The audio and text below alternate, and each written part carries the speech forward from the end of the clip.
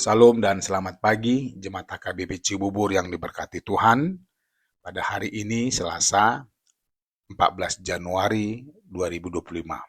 Sebelum kita menjalani satu hari ini, marilah terlebih dahulu kita meluangkan waktu sejenak untuk mendengarkan firman Tuhan yang menjadi kekuatan dan hikmat bagi kita agar kita tahu untuk melakukan apa yang terbaik dalam menjalani satu hari ini.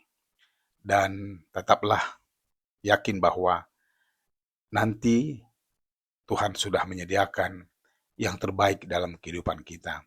Sehingga kita penuh semangat dan penuh sukacita untuk menjalani satu hari ini. Bagi Amang dan Inang yang masih sakit, tetaplah yakin, percaya bahwa kesembuhan yang dari Tuhan akan menyertai Amang dan Inang. Tetap berdoa, jangan lupa makan obat, istirahat yang cukup. Tetap yakin bahwa Tuhan akan memberikan yang terbaik bagi Amang dan Inang, serta saudara-saudara. Bagi Amang dan Inang yang sedang berduka, yang bergumul, yakinlah semuanya ada waktunya yang terbaik akan diberikan Tuhan bagi kita. Mintalah kepadanya hikmat dan kebijaksanaan agar kita mampu dan memperoleh kekuatan untuk menghadapi semuanya. Dan akhirnya kita mengatakan bahwa Tuhan itu baik. Dan bagi Amang dan Inang yang akan berangkat bekerja, selamat bekerja. Jangan lupa berdoa agar dalam doa kita menyerahkan perjalanan untuk menuju tempat bekerja kita. Ada Tuhan yang selalu melindungi dan menyertai kita. Sebelum kita mendengarkan firman Tuhan, marilah terlebih dahulu kita berdoa. Kasih karunia dan damai sejahtera dari Allah Bapa dan dari anaknya Tuhan Yesus Kristus, kiranya menyertai kamu sekalian. Amin.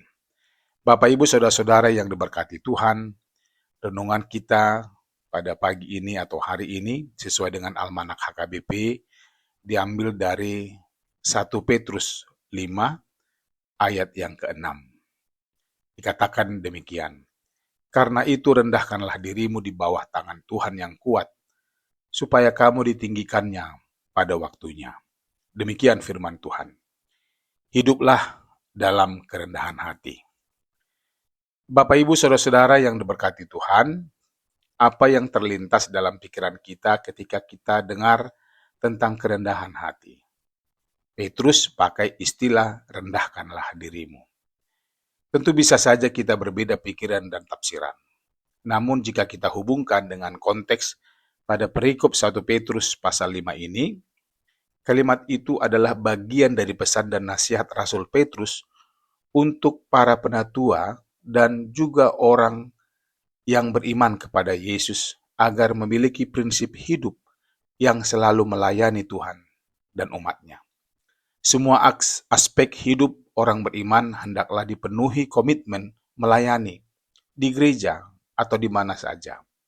Karena panggilan Tuhan kepada kita adalah panggilan untuk melayani. Dalam pelayanan sebaiknya melakukan seperti yang Tuhan Yesus lakukan semasa hidupnya, rendah hati. Walaupun Yesus itu Tuhan yang menjadi manusia, dia tidak memakai ketuhanannya untuk merasa lebih tinggi dari siapapun. Karena dia tahu bahwa dengan kehadirannya di dunia ini menjadi teladan atau contoh yang sangat layak dijadikan sebagai role model bagi kita yang percaya. Dalam melaksanakan tugas dan panggilannya, sebagai manusia, dia berani dan hidup yang mencerminkan ketuhanannya, membawa manusia pada jalan keselamatan, agar manusia yang percaya kepadanya tidak binasa, melainkan beroleh hidup yang kekal.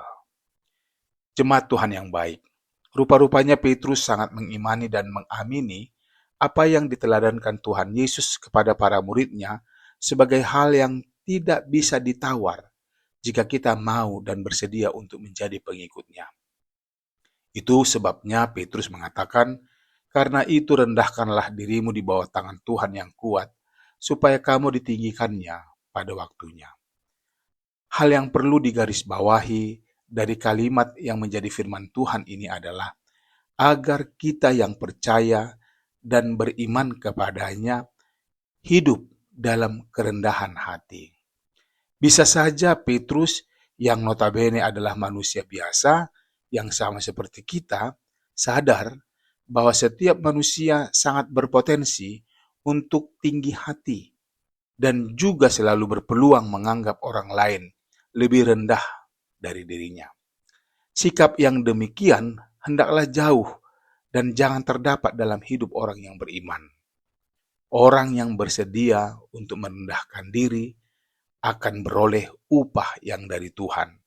Kelak dan nanti, indah pada waktunya, akan nyaman menikmati buah karya pelayanannya karena iman kepada Yesus.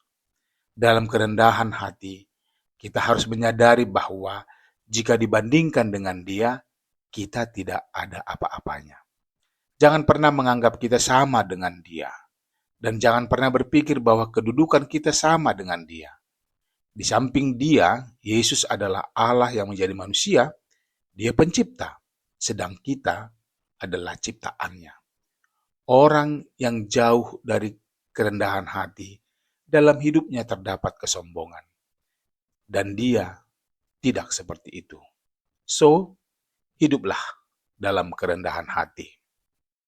Karena dengan kerendahan hati, kita tahu apa yang patut kita lakukan dan menjauhi apa yang tidak berkenan kepadanya.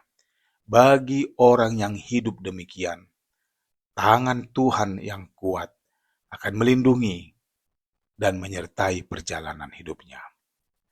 Amin.